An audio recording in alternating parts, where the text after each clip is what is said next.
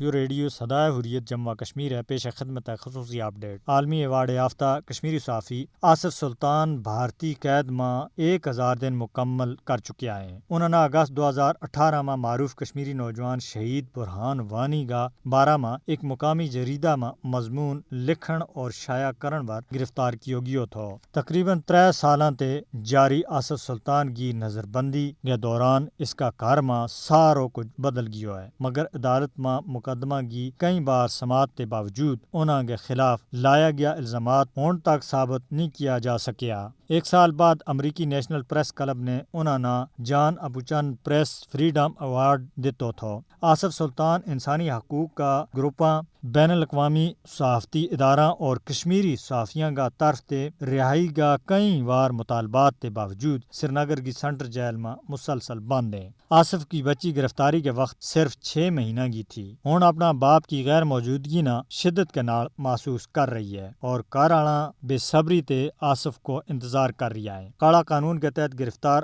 آصف ور عائد الزامات نہ انہوں کا کاراں نے سختی کے نال رد کیو ہے۔ فاسسٹ مودی کی زیر قیادت بھارتی حکومت نے مقبوضہ کشمیر میں صحافیوں پر بدترین پابندی لا رکھی ہے۔ بھارتی حکومت مقبوضہ کشمیر میں صحافیوں پر دباؤ برقرار رکھنے کے واسطے مختلف حربہ اور ہتھکنڈا استعمال کر رہی ہے۔ مقبوضہ کشمیر میں تعینات بھارتی فوجیوں کا طرف سے ہر دن کی بنیاد پر شروع کیا گیا پرتشدد کریک ڈاؤن محاصرہ اور کار تلاشی کی کوریج کرن تے صحافیوں نہ دور رہن کو کیو جا رہی ہے۔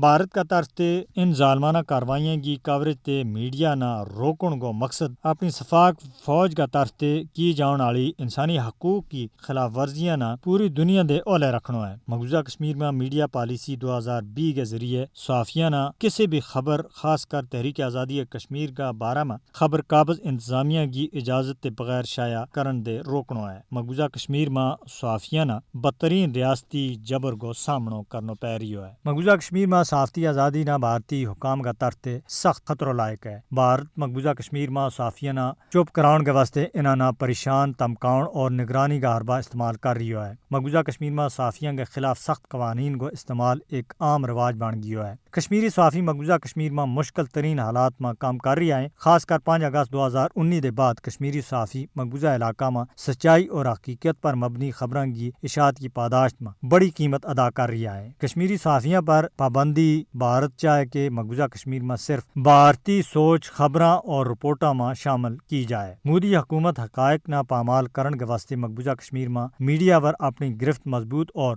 صحافیوں کو گال کٹون میں مصروف ہے۔ لہذا عالمی صحافتی تنظیموں نے بھارت پر دباؤ سٹنا چاہیے تاکہ کشمیری صحافی آزادانہ طور پر کام کر سکیں۔